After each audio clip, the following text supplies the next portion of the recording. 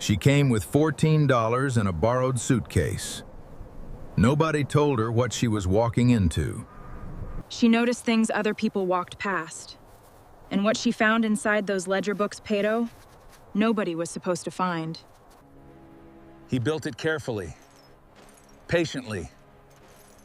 He believed no one would ever look close enough. She had everything she needed. She had been waiting for exactly this moment. Norah Callaway did not cry at her husband's funeral. She stood straight beside the grave while the pastor spoke and the neighbors shifted uncomfortably in the August heat.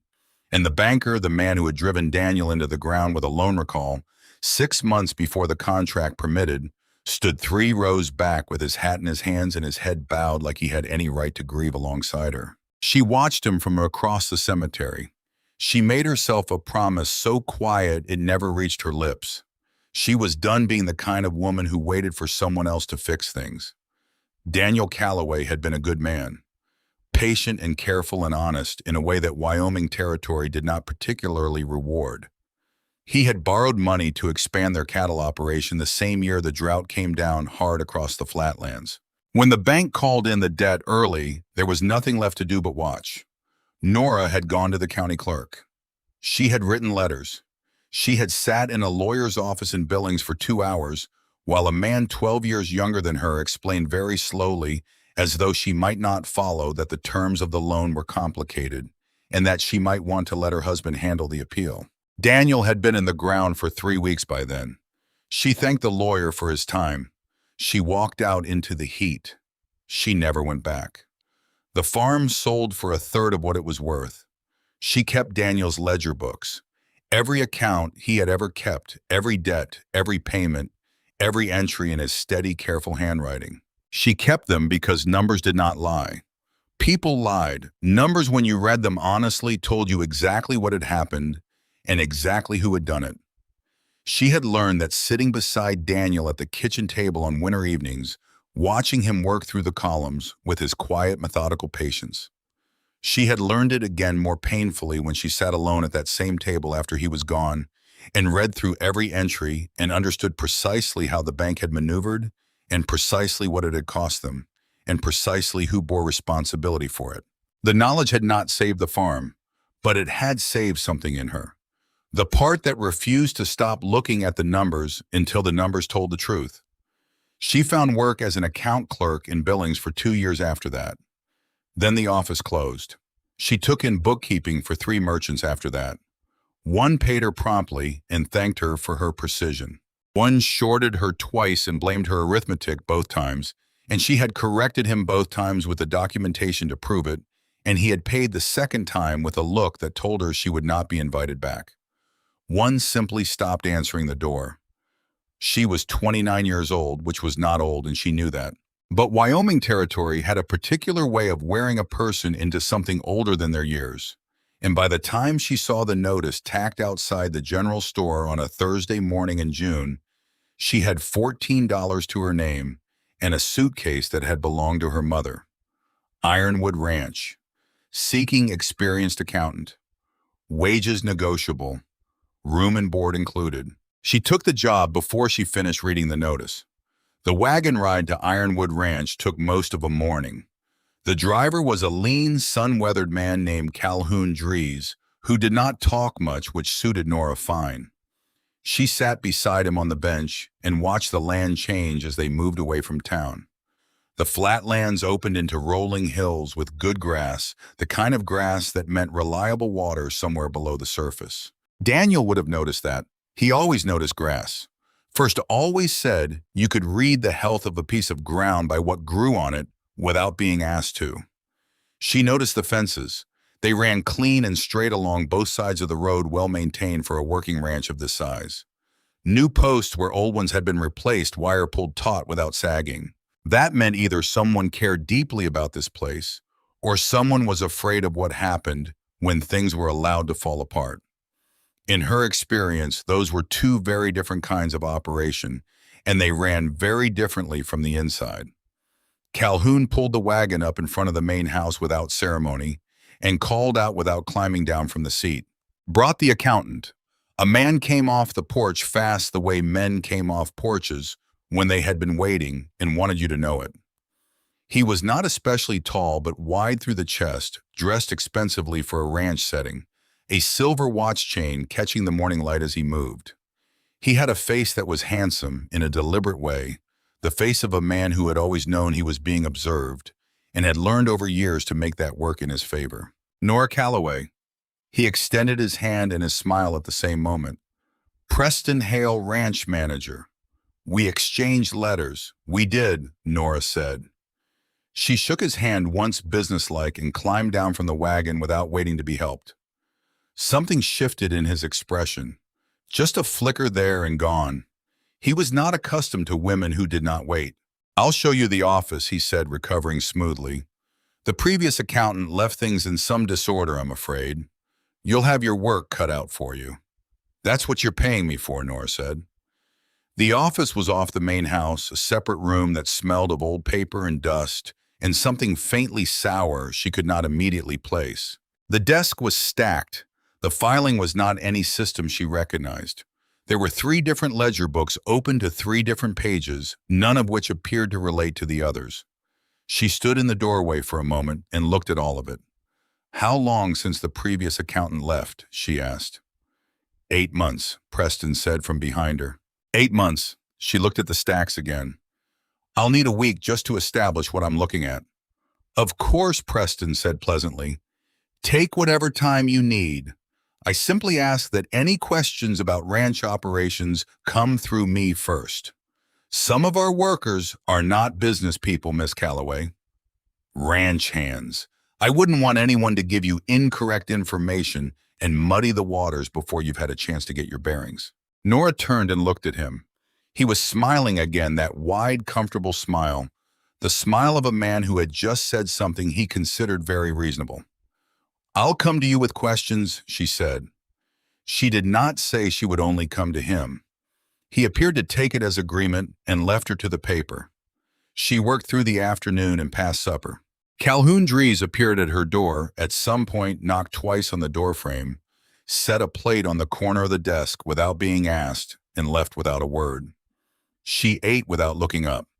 By the time the light outside had gone entirely, she had identified 4 separate accounting systems that appeared to share no common logic. 2 sets of payroll records that did not match. A running tally of supply expenditures that would have comfortably outfitted 3 ranches the size of Ironwood without raising a single eyebrow on paper, but which made very little sense if you were thinking about what a working operation of this scale actually required day to day. She closed the last ledger book, folded her hands on top of it, sat with the silence for a moment. She had seen careless bookkeeping before. She had seen the bookkeeping that happened when someone died mid-project and nobody else knew what they were doing. She had seen bookkeeping done by people who simply did not care enough to do it right, who treated the numbers as decoration rather than record. This was none of those things. The inconsistencies were too consistent. The gaps were too precisely placed.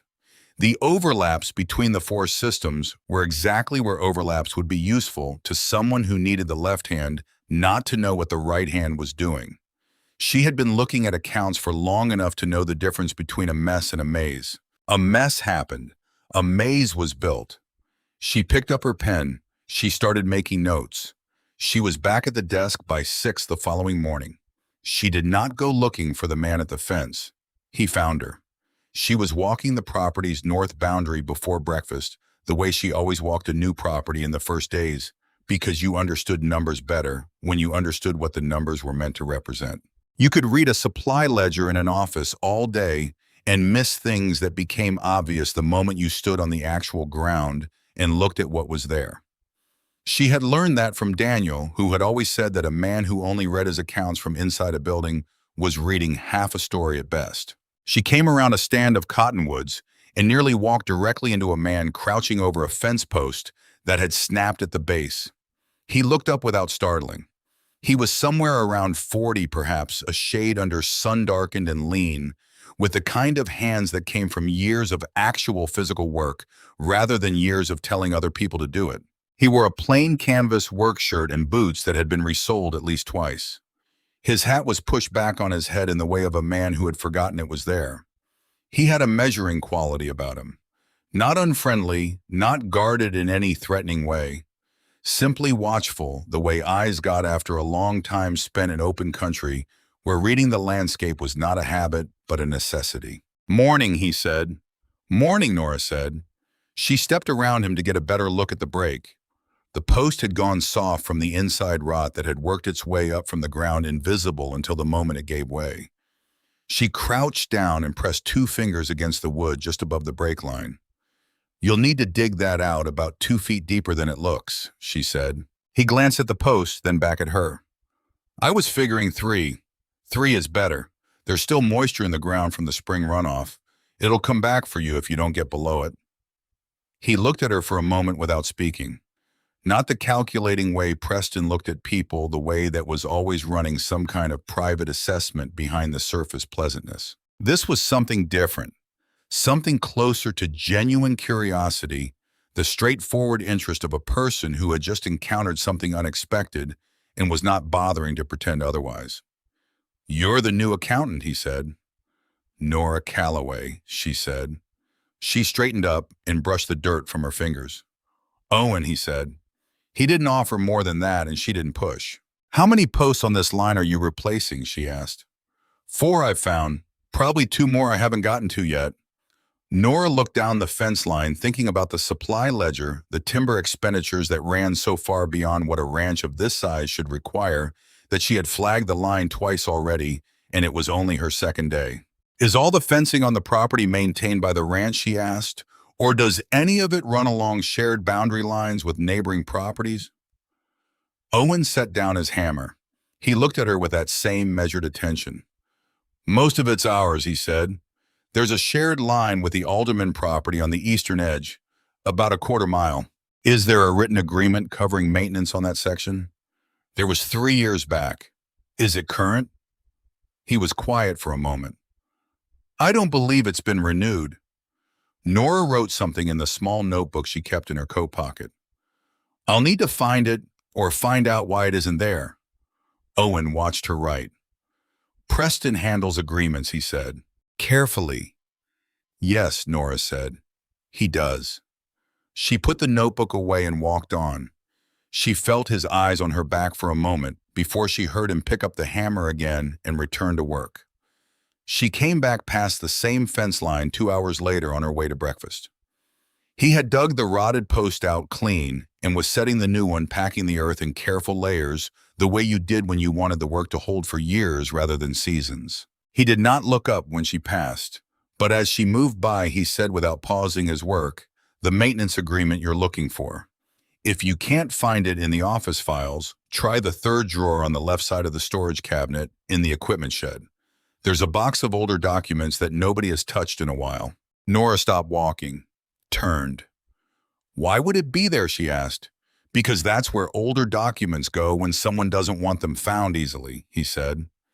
He pressed a final layer of earth down around the base of the new post, but doesn't want to be accused of destroying them either. She looked at him for a long moment. He did not look up. "Thank you," she said. He nodded once. She walked on. She found the maintenance agreement in exactly the place he described. The 3rd drawer, a cardboard box pushed to the back, unremarkable, the kind of thing that disappeared precisely because it looked like nothing in particular. She found the agreement, and then she found 11 other documents she had not been looking for. There were 3 land transfer records for parcels on the ranch's western, southern, and northern boundaries. Each parcel had been sold at prices significantly below any reasonable market assessment. The signatures authorizing the sales on behalf of Ironwood Ranch did not match any signature she had handled in 3 days of going through office records. The buyer on each transaction was listed as a company called Meridian Land and Cattle. She could not find that name in any of the county records Preston had provided her. And in the same box, folded once and placed beneath the land transfers, as though it were an afterthought, was a letter. Brief 3 lines signed only with initials. The handwriting was different from anything else in the box, but the initials at the bottom were C. Hail. She put everything back in exactly the order she had found it, closed the drawer, stood in the equipment shed for a full minute without moving. Then she went back to the office and started mapping what she knew.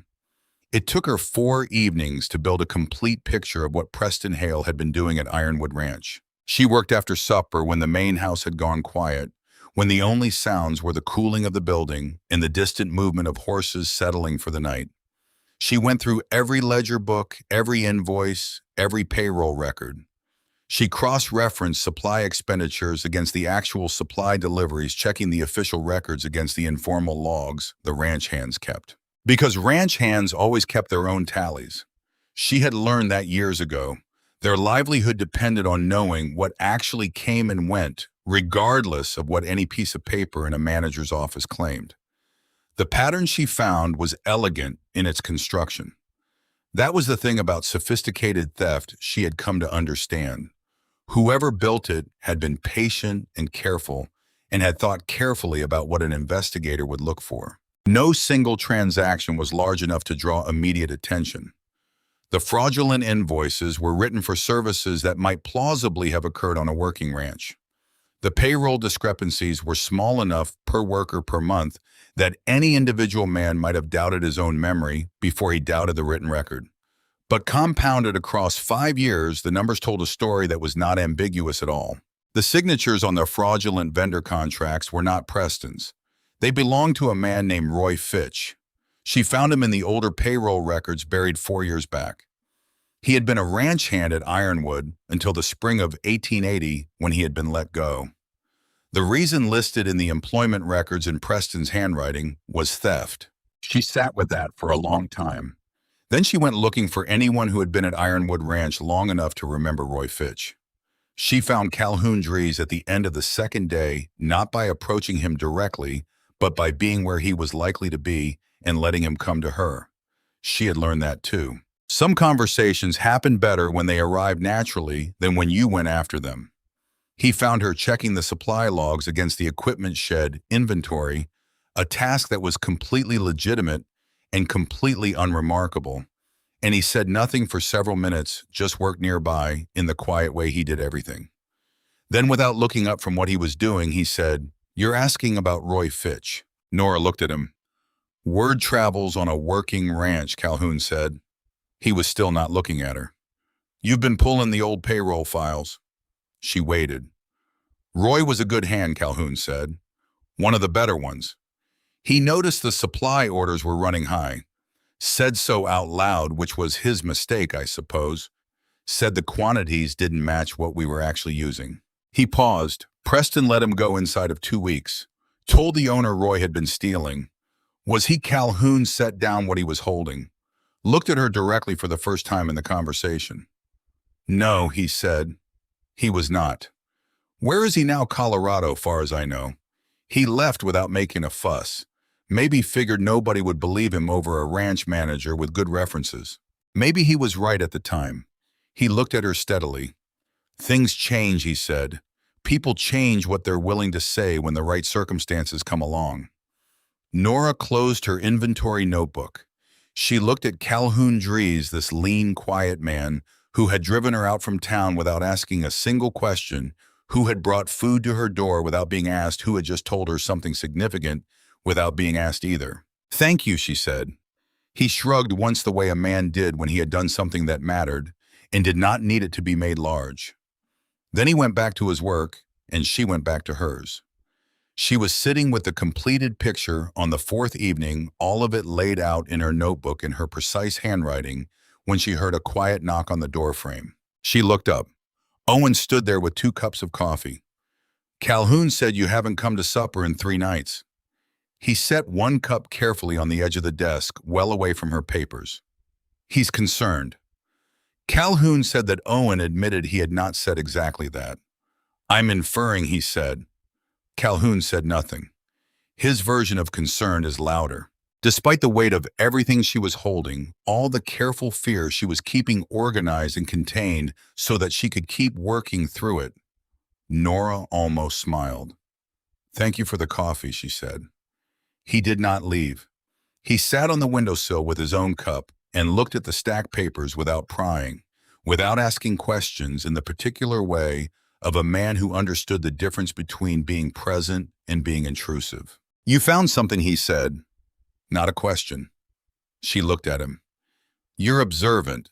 It's a habit, a useful one." He drank his coffee.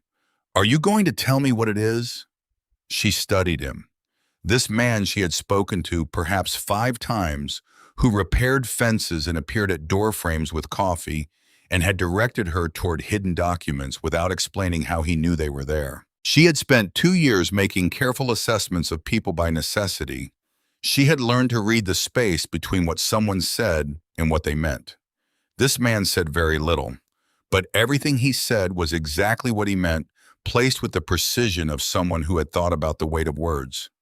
"I'm not certain I should," she said carefully. "I don't know enough yet." He nodded like that was a perfectly reasonable answer. "When you do," he said, "will you tell me then?" She looked at him. "Why do you want to know?" He turned the coffee cup slowly in his hands. "Because this place matters to me," he said. "More than you might expect for a man in my position." She watched him. "What position is that?" He looked at her. Something moved through his expression, something that had more depth to it than the words he chose. "Ranch hand," he said. "The kind that doesn't know when to stop working." He finished his coffee and took both cups when he left.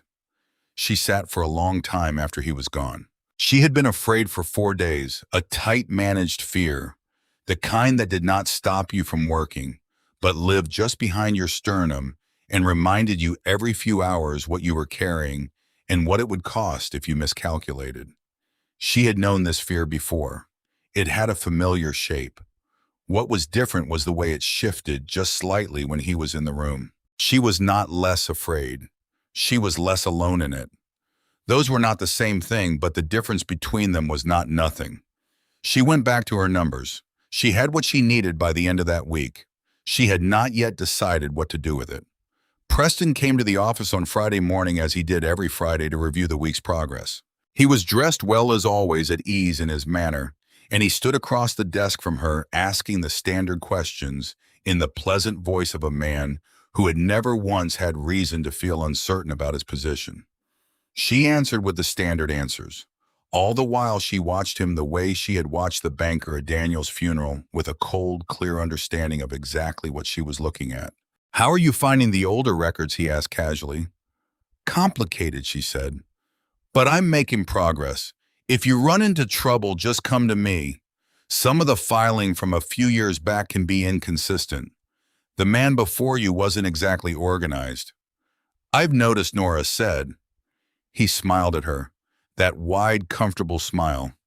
"You're doing excellent work, Miss Callaway. Really. It's a relief to have someone competent in this position." He paused. "The previous accountant, well." He spread his hands slightly. "Let's just say the demands of a property this size weren't quite what he was suited for." "What happened to him?" Norah asked. Just the question, nothing around it. Preston paused. Just a fraction of a second. "He moved on," he said. "Better opportunities." "Oregon, I believe." "Of course," Norah said. After he left, she sat for a moment. Then she got up and went looking for Calhoun Dries. She found him near the water troughs at the east side of the property. She did not go straight to what she needed. She helped him with what he was doing for a few minutes first, because that was how you had a real conversation with a man like Calhoun. You worked alongside him and let the words come in their own time. "The previous accountant," she said eventually. "Did his family go with him when he left for Oregon?" Calhoun kept working. His wife came into town about 2 weeks after he left, he said. Asked around at the post office. Said she'd had a letter from him, but couldn't quite make the handwriting look like his. He was quiet for a moment. She was a careful woman, not the kind to imagine things. Norah took that in. Did she do anything about it?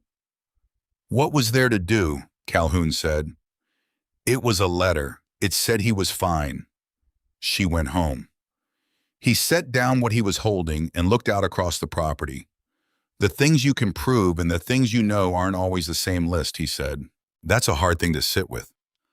Norah thought about the banker at Daniel's funeral. She thought about the lawyer in Billings who had explained slowly that the loan terms were complicated and that some things were simply beyond remedy. Yes, she said, it is. She found Owen at the creek that evening. He was there as she had begun to understand he generally was at this hour, sitting on the bank with his boots set beside him and his hat on the ground.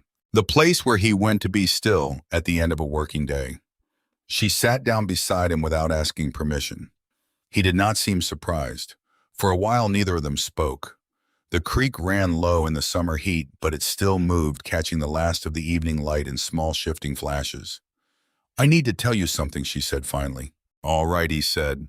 She told him. Not everything at once, but the shape of it, the architecture of what she had found. The 4 accounting systems with no shared logic. The fraudulent invoices matched against delivery logs that showed the goods had never arrived.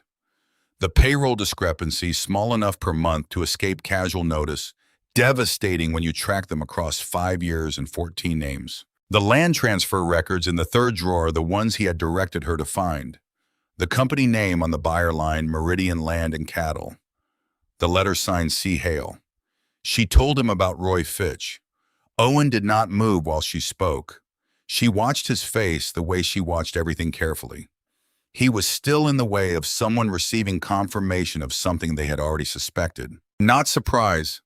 Something heavier than surprise, the weight of a suspicion carried alone for a long time, finally being spoken aloud by someone else. How certain are you? He asked when she finished. I checked everything 3 times, she said. I cross-referenced every document I could reach. The pattern is too consistent to be error and too extensive to be coincidence. She paused. Someone has been taking money from this ranch for years, and it is not a small amount. Owen was quiet for a long moment. The creek moved.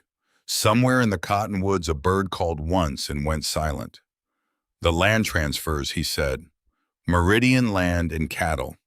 Were you able to determine who holds that company? I couldn't find it in any county records I have access to here. But the letter I found in the storage box was signed C. Hale. He was very still, the same family name as the manager, Norah said. Yes, Owen said quietly. She turned and looked at him.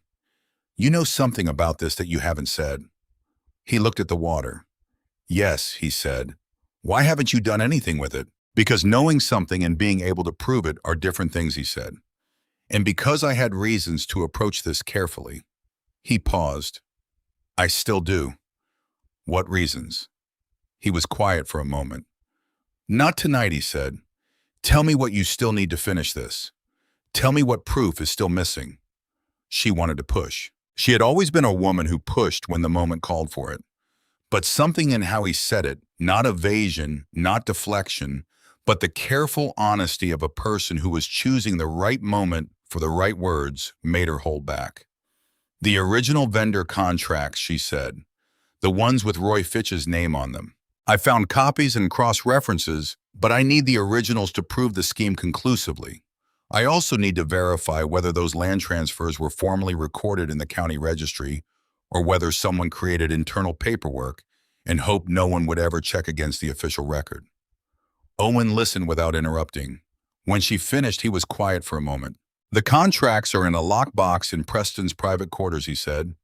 He rides out every Monday morning to the Delaney property 3 miles west.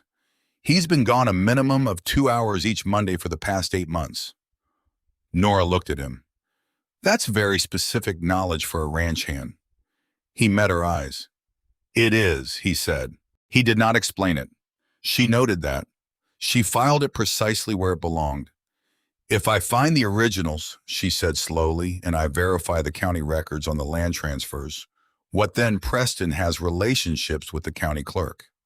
I've seen the correspondence. He's had years to build protection for himself here. I need to know there is somewhere to take this that he hasn't already reached. Owen looked at her for a long moment in the near dark. There is, he said quietly. Trust me on that. There is somewhere to take it. You know that for certain. Yes, he said. I do. She held his gaze. The creek ran between them, and the first stars were appearing enormous and unhurried, the way they came out in open country where nothing interrupted them. All right, she said. Then I'll find the contracts. She started to rise. He spoke again. Norah, he said. It was the first time he had used her name. She stopped. Be careful with Preston. He is not a particularly intelligent man, but he is the kind of man who acts badly when he believes he is losing control of a situation. And he has been watching you since the second day. Since the second day, he came to me, Owen said, asked whether I'd noticed anything unusual about the new accountant's habits, whether you spent time in areas of the property that weren't related to your work. He came to you specifically. Yes. Why? Owen picked up his hat from the ground beside him. He held it for a moment. Because he thought I might be useful to him, he said simply. He put the hat on. I wasn't. She studied him. Why did he think you would be? He stood, and there was something in the movement, a particular ease, a settled quality, the way a man stood when he was standing on ground that was already his, that caught at the edge of her understanding without fully arriving there yet. That he said quietly as a conversation for after you find the contracts. He looked at her one more time, that steady, watchful look that she had come to know as well as she knew anything about this place. Then he walked back toward the ranch buildings, and Norah Callaway stood alone at the edge of the creek with the dark coming down and the full weight of what she was carrying pressing against her ribs. She thought about Daniel, about the bank and the lawyer who had explained things slowly, and the banker who had stood 3 rows back at the funeral with his hat in his hands. She thought about all the times the right thing had cost her everything, and nothing in the world had changed because of it. Then she thought about a man who knew which drawer held the hidden documents. A man who knew which mornings Preston rode out and precisely how long he was gone. A man who sat at a creek with his boots off and said, "This place matters to me," in the tone of voice people used when they meant something considerably larger than what the words appeared to say. She thought about the way he had looked at her when she said, "I checked everything 3 times." The look had said then, "Don't stop now. Find the whole truth. Find it completely." Not a man who didn't know what she was walking into. A man who had been waiting with the patience of someone who understood that some problems could only be solved by exactly the right person, arriving at exactly the right moment for someone who would walk into it without flinching. She turned and walked back toward the main house. The evening was warm and dark and full of the ordinary sounds of a working ranch settling into night. She did not feel like a woman who was afraid, though she was. She did not feel like a woman who was alone, though, by any practical measure she was. She felt for the first time in a very long time like a woman who had found exactly the right fight. She went back to the office. She sat down at the desk. She picked up her pen. She kept going. She waited 20 minutes after the sound of Preston's horse had faded completely before she moved.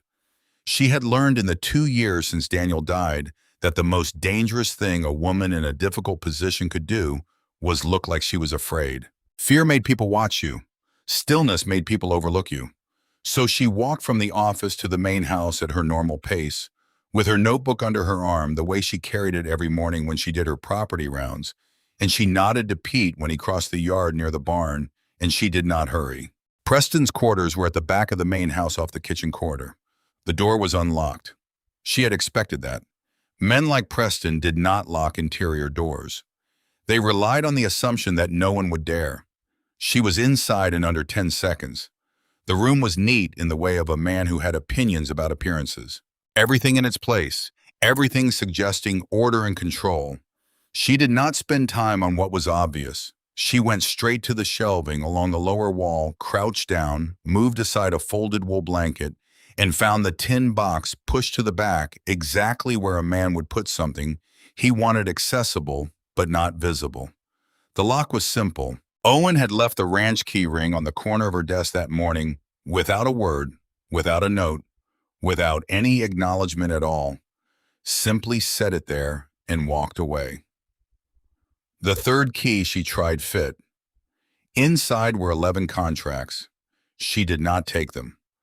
That was the decision she had made the night before, sitting at her desk after the house went quiet, thinking through every possible outcome of every possible action. She could not take them because Preston would notice they were gone, and she needed him to believe for as long as possible that she had found nothing.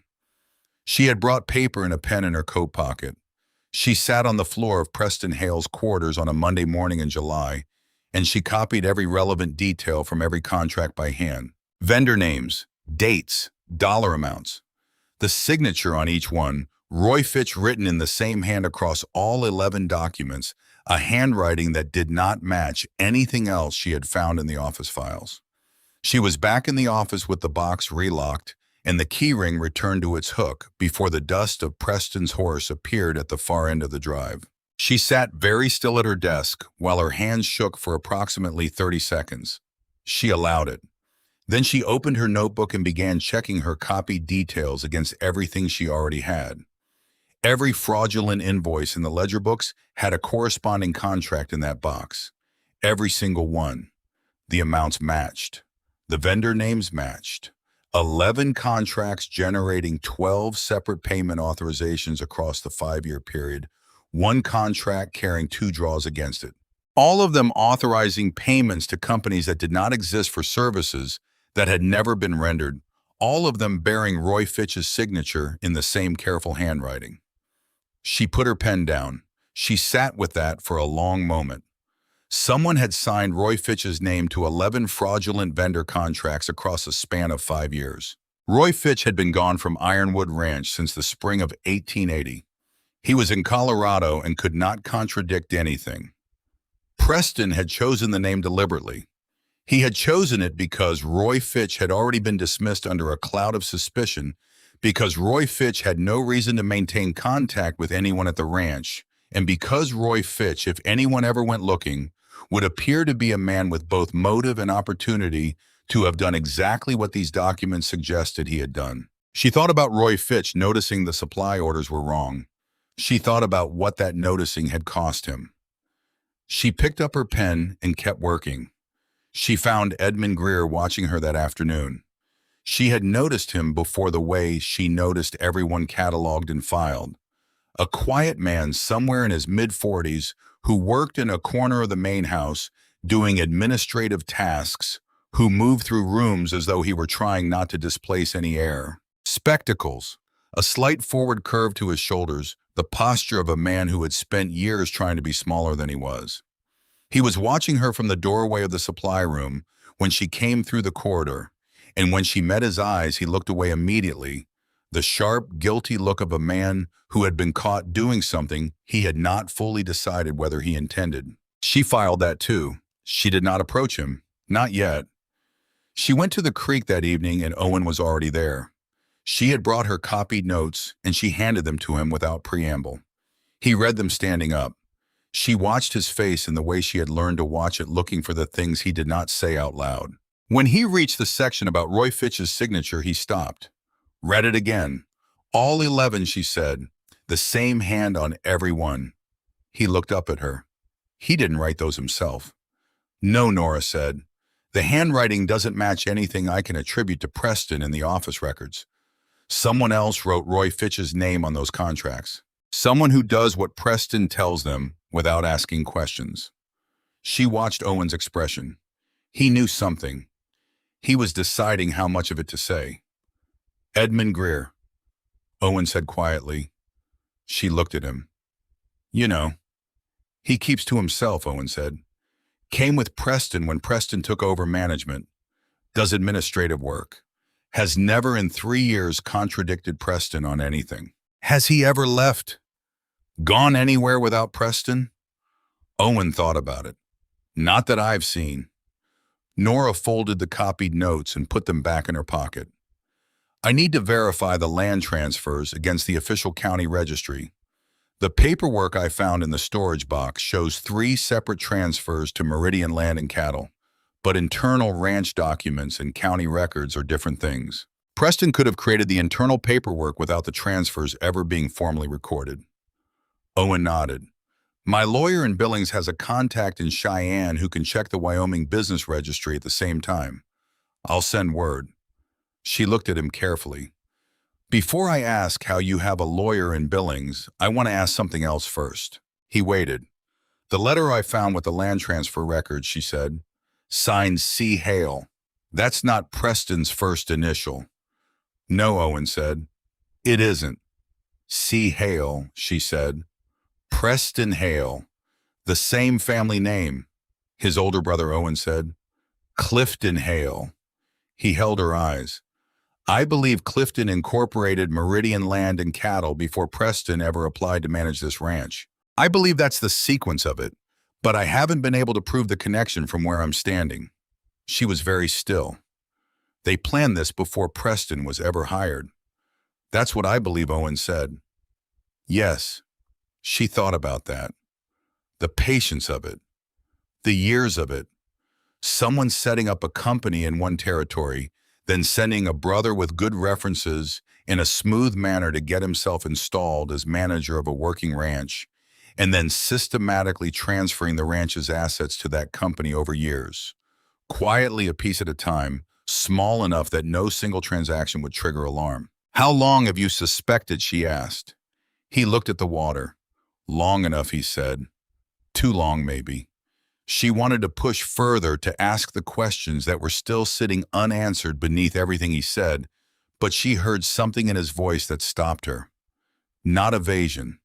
Something more like the weight of a man who had been carrying a particular truth for a long time and was still working out the right moment to set it down. 3 days, she asked, for the county verification. He'll move as fast as he can, Owen said. Possibly 2. She nodded. And Edmund Greer. I'll find a way to talk to him, but carefully. If Preston finds out I've approached his people directly, he will assume you found something, Owen said. Yes, he's already watching me, she said. You told me that. He's been watching you since day 2, Owen said. The question is how much he's seen and what he intends to do about it. She walked back to the main house thinking about that. About the gap between what Preston suspected and what he could prove. About the same gap on her side of the equation. Both of them building their cases in the space between suspicion and evidence, both of them aware that the other was watching. The difference was that Norah knew exactly what she had. She was not certain Preston knew the full extent of what he was dealing with. She intended to keep it that way for as long as she could. Edmund Greer came to her. She had not gone to him. She had decided to let it happen naturally to create the conditions and wait because forced conversations with frightened men produce frightened answers. And frightened answers were not the same thing as the truth. It was 2 days after her Monday morning visit to Preston's quarters. She was working late the way she always worked late, and the main house had gone quiet except for the sounds buildings made when the temperature dropped at night. She heard footsteps in the corridor, the particular hesitant quality of someone who had been standing outside a door working up to something for longer than was comfortable. Edmund Greer knocked on the door frame and stepped inside and closed the door behind him, and the fact that he closed the door told her everything she needed to know about his state of mind before he said a single word. Miss Callaway, he said. Mr. Greer. She kept her voice neutral. Closed the ledger she had been working on without making a production of it. He came further into the room. His hands were not entirely steady. He was a man who had been holding something for a long time and had finally run out of places to put it. I need you to understand that I didn't know, he said. When I signed those documents, I was told they were vendor renewal agreements. Routine paperwork. Preston said the regular signatory was unavailable and the filings needed to be completed before the end of the month. He told me to sign with the name that was printed above the signature line. He swallowed. I should have asked more questions. I know that. I have known that for 2 years. She looked at him steadily. She let the silence work. I looked at some of the invoices last year, Edmund said. The ones from the vendors whose contracts I'd signed. I tried to find them in the county business directories. Some of them don't exist. I could not find them anywhere. His voice tightened. I'm not a stupid man, Miss Callaway. I understood what that meant. I just didn't know what to do with what I understood. Why are you telling me this now? He looked at her. Because you've been asking questions that tell me you already know, he said. And because whatever is about to happen here, I want to be on the right side of it before the door closes. She studied him, a man who was not brave, but who could read the direction of things and had made a careful calculation about where his interests lay. She had dealt with enough people in difficult situations to know that self-interest pointed in the right direction was not the same as courage, but it produced some of the same results, and results were what mattered. I need to ask you something directly, she said, and I need an honest answer. He nodded. Did Preston tell you to come here tonight? A pause. Not long, but real. No, he said. He told me last week to stay away from you entirely. He paused. That's partly why I'm here. She picked up her pen. Tell me exactly what you were asked to sign, she said. Every time, everything you remember. He told her. 3 separate occasions across 3 years. Always the same method, routine paperwork, unavailable, signatory sign, the name above the line, don't ask questions. He was never given copies. He was never told what the contracts were for. He had simply done what he was told in the way of a man who had learned not to ask and had lived with the weight of that silence for 2 years, understanding more with each passing month and doing less about it. She wrote everything down. When he finished, she looked up. I'm going to need you to write a formal statement, she said. Everything you've just told me in your own words, signed with your own name. His face went pale. What happens to me if you cooperate fully and your account is accurate? Norah said you're a witness, not a defendant. But I can't promise you that protection if you go back to Preston tonight and tell him what you've told me. He understood the shape of that immediately. He was quiet for a moment. Then I'll write it tonight. He did. He slid 4 pages under her door at 9 o'clock, his handwriting careful and even. She read them once, locked them in the document case she had brought from Billings, the one with the false bottom she had constructed herself from a piece of cardboard and a good eye for measurement 2 weeks ago. Not sophisticated but reliable, which was all she needed it to be. Then she sat for a while and thought about what it meant that Edmund Greer had come to her before she went to him. Things were moving. She had expected to have more time. She went to find Owen. He was at the creek. She had begun to find it steadying that he was reliably there in the evenings, that the creek and the cottonwoods, and the man with his boots beside him and his hat on the ground, had become fixed points in the uncertain landscape of everything she was navigating. She told him about Edmund. He listened without interrupting. When she finished, he was quiet in the particular way he was quiet when he was thinking through something complex, not absence, but the opposite of it, a very present stillness. Edmund coming to you changes the timeline, he said. I know, Norah said. If Preston finds out Edmund talked to you, he won't wait. He'll move before we're ready. She had been thinking that since Edmund closed the door behind him, the thought sitting cold and solid in her chest. How many days do we have? My lawyer should arrive by Saturday evening at the latest, Owen said. I sent for him 4 days ago. She looked at him. 4 days ago.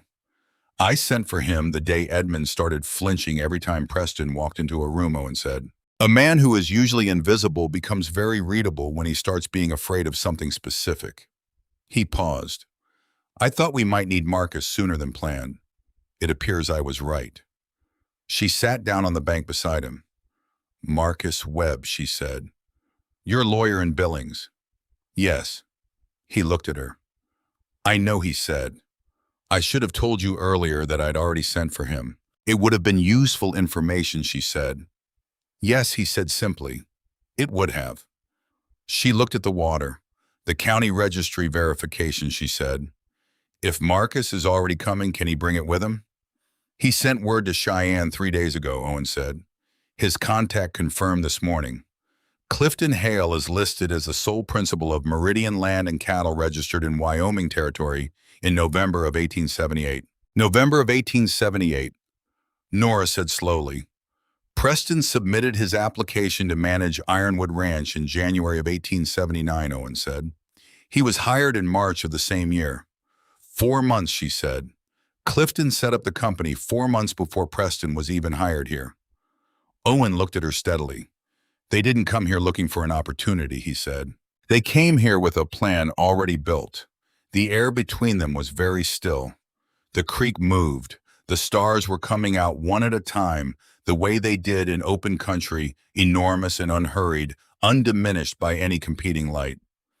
"What does the county registry show for the actual land transfers?" she asked. "2 of them went through," Owen said. "Formally recorded. 31 acres on the western boundary and 32 on the southern edge. Both transferred to Meridian land and cattle at roughly a third of assessed value." And the third, Owen was quiet for a moment. "The northern parcel," he said, 22 acres along the creek line. The internal paperwork in the storage box says it was sold 18 months ago. The county registry shows no transfer. Ironwood Ranch still holds it officially." She turned that over. "The money may have already changed hands without the county record being altered." "I believe so," Owen said. 14 months ago, a surveyor came out to the northern parcel. Preston told the hands working up there that the man was from the county assessor's office. Routine evaluation. But he wasn't. His equipment was wrong for a tax assessor, Owen said. And he wasn't taking the kind of measurements a tax assessor takes. "I watched him work for 2 hours, and I knew something was off, but I had no paperwork, no names, nothing to connect him to anyone. Just what I saw with my own eyes." So Clifton's company paid for land. Preston had no legal mechanism to actually deliver yet. Owen nodded. Something went wrong with the county filing. Maybe Preston got nervous. Maybe he was waiting for the right moment and the moment hadn't come. But someone has already paid for that land, and it's still sitting in Ironwood's official registry as though nothing has happened. She thought about what that meant. Clifton Hale was not a passive recipient of stolen land. He was an active participant who had paid in advance for property his brother was arranging to transfer through forged documents. That was not opportunism. That was conspiracy planned and funded and patient running years before it had produced its first dollar. She wrote in her notebook for several minutes. Owen sat beside her and did not interrupt. When she finished, she looked up at him. "There's something else you're not telling me," she said. He set the hat on his knee and looked at the water for a moment. "There is," he said. She waited. "I've been thinking about how to say this since the first week you were here," he said. "And I haven't found a better way than plainly, so that's what I'll do." She was very still. "My full name is Owen Beaumont Garrett," he said. "My father built Ironwood Ranch in 1861. He worked this land for 15 years and left it to me when he died in 1876. He paused. "I have been living on my own ranch as a hired hand for 3 years. The quiet that followed was absolute. She heard the creek. She heard a night bird somewhere in the cottonwoods. She heard the sound of 3 weeks of conversations rearranging themselves in her memory. Every word he had said, everything he had known, every careful indirection, resolving suddenly into something completely different and entirely literal. "You own this ranch," she said. "Yes," he said. She thought about the first morning at the fence line. She thought about "This place matters to me more than you might expect for a man in my position." She thought about the coffee appearing on the corner of her desk, the key ring left without explanation or comment, the particular way he had stood at the creek the night she told him what she'd found, the stillness of a man receiving confirmation of something he had waited years to have confirmed. She thought about Preston Hale reporting every week to a man he believed was a ranch hand fixing his fences. "How long?" she said. "Going on 3 years," he said. 8 months after Preston took over management, I realized the numbers I was seeing on paper didn't match what I was seeing on the ground. I started stepping back from my role. Started working alongside the men instead of directing them. When you own something, he said, people show you what they want you to see. When you're the man with the hammer, they show you the truth. And Preston, she said, he doesn't know. He's met the owner of Ironwood Ranch, Owen said, twice in town for business meetings. A man named Owen Garrett who wore city clothes and spoke formally about quarterly returns. He has never connected that man to the hand who fixes his fences. She stood up. She needed to move. She walked a few paces along the bank and turned back. "You should have told me," she said. Her voice was level. It was an effort to keep it that way. You put me in the path of a man who has already made one person disappear. You let me carry this without telling me there was somewhere safe to take it, because the person it needed to go to was standing 20 feet away every evening. Yes, Owen said. He did not argue it. He did not offer explanations as defense. I should have told you. I was wrong not to. Why didn't you? Because from the first day I didn't know you, he said. He looked at her steadily across the dark. I needed to know whether you were here for the wages or for the truth. I needed to know whether you would keep going when it became difficult. He paused.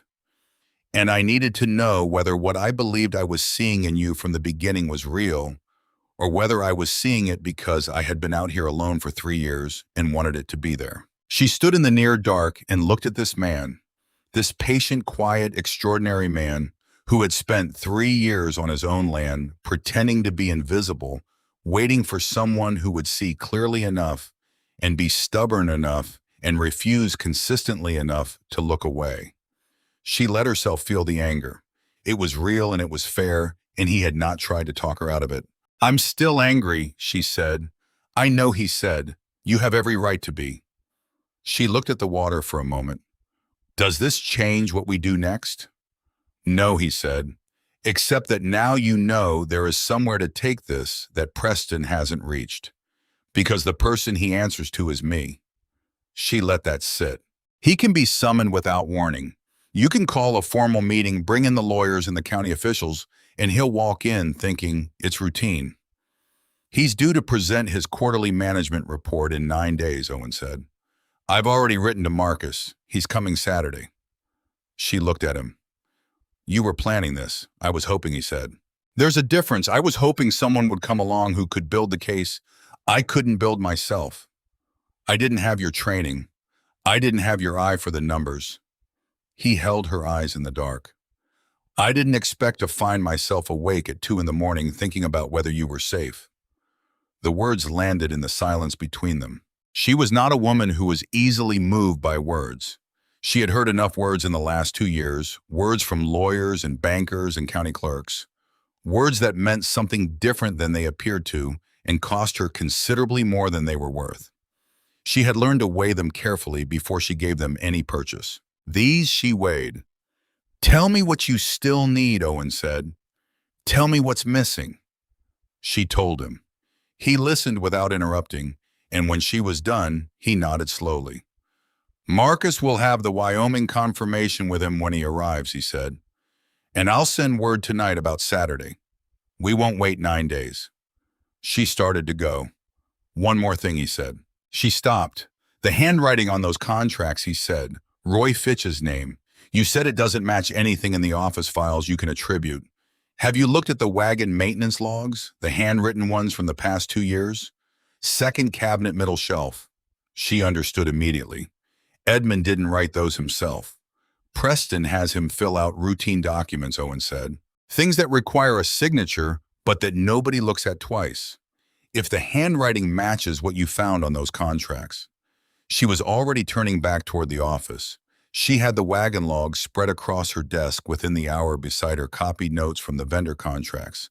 She went through them line by line in the lamplight, checking letter forms, checking the way particular letters connected, checking the pressure patterns that came from a specific person's grip on a pen. The match was clear in 9 places before she stopped counting.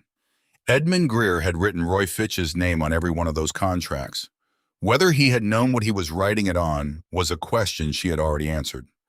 The question now was whether he would hold to the choice he had made the night he came to her door. She sat back and looked at the ceiling for a long moment. Then she started writing a clean summary of everything she had. Every thread, every connection, every cross-reference. Organized by category, annotated with sources structured so that someone who had never set foot on Ironwood Ranch could read it and understand exactly what had happened here and exactly who had done it. She had been working for 2 hours when she heard the sound outside her window. It was not the sound of the building settling. It was not the horses. It was the particular sound of a person moving with deliberate quiet, the sound of someone who wanted to go unheard and was almost succeeding. She put her pen down. She sat still and listened. The sound moved along the outside wall past the window and then was gone. She waited 5 full minutes. Then she went to the window and looked out. The yard was empty. The night was ordinary. Nothing moved. She went back to her desk and kept working, but she kept the lamp lower than usual and she moved her chair so that her back was to the wall rather than to the window. She was nearly finished with the summary when she went to bed. Before she slept, she checked the document case twice. Both locks, both seals. Everything was where it should be. In the morning, she found the note. It was folded once and placed inside the cover of the working ledger she left on her desk, every night tucked in so that someone glancing through the window would not have seen it placed, but would know, looking at the ledger, that it had been. She opened the cover and it fell out, and she picked it up and read it. 4 words printed in block letters that told her nothing about the writer. Leave before Sunday morning. She stood with it for a moment, then she folded it carefully and locked it in the document case with everything else. She went to find Calhoun Dries. He was at the water troughs, the same place he always was in the early morning. He looked up when she came around the corner of the equipment shed, and he read her face with the efficiency of a man who had been reading people on a working ranch for 30 years. He did not say anything. He went to the small room off the equipment shed where he kept his personal effects, and he came back with something wrapped in an old cloth, and he held it out to her without ceremony.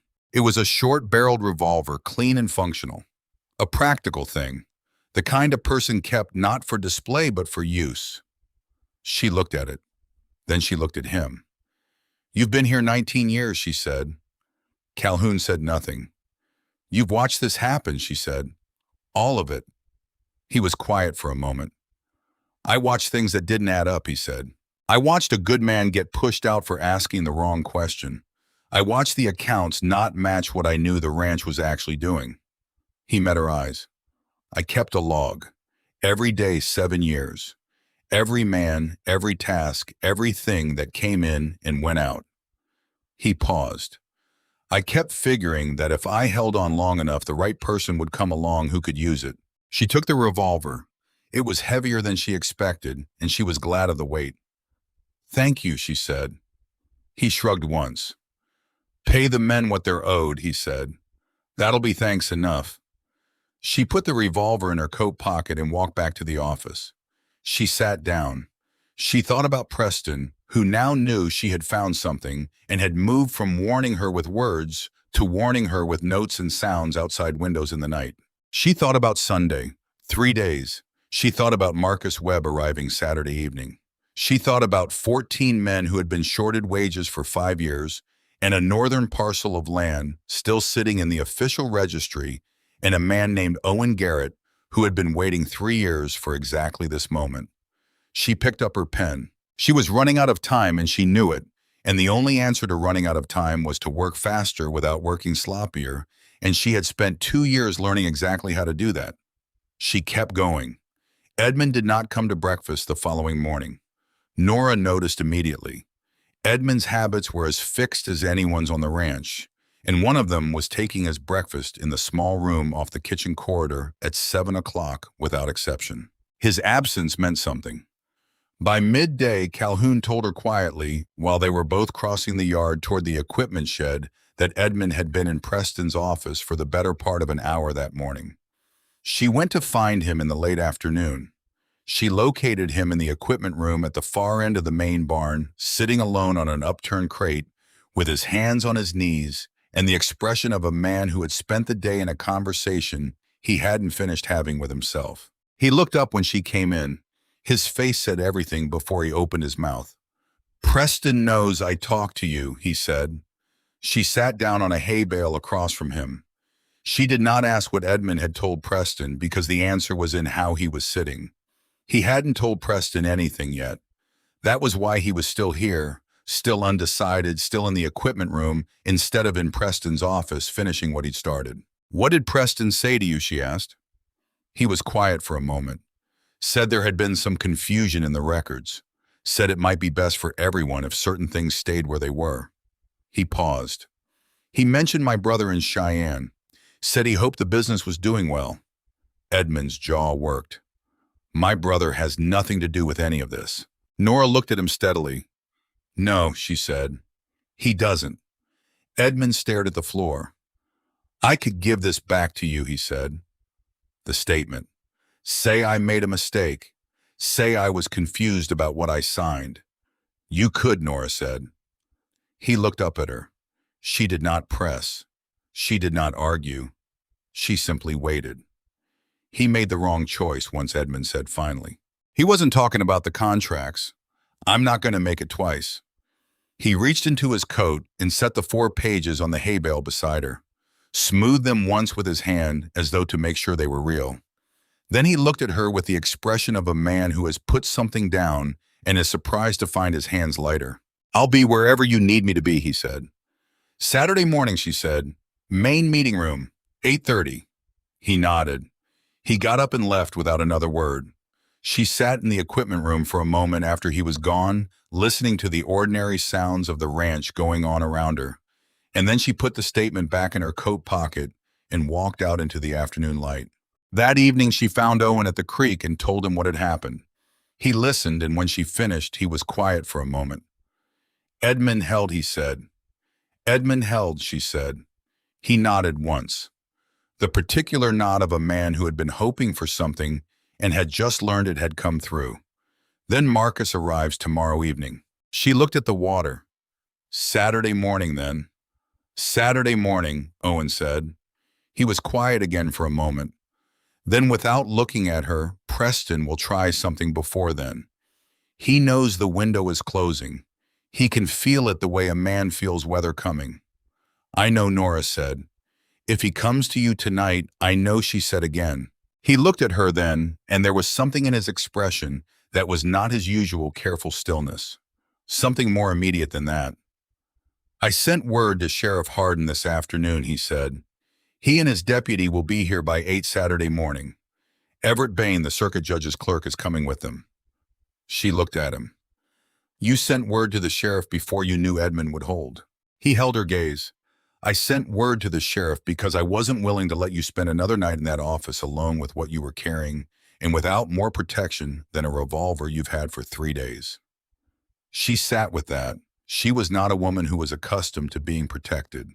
She had been managing her own protection for 2 years, and she had gotten reasonably good at it. But there was a difference she was beginning to understand between managing alone and having someone managing alongside you, and the difference was not nothing. "Thank you," she said. He picked up his hat and held it. "You should go back," he said. "Don't change your patterns tonight. Let him see what he's always seen." She stood. She turned to go. "Norah," he said. She stopped. "Whatever happens tomorrow," he said, "whatever happens in that room, it was you who built this, every piece of it.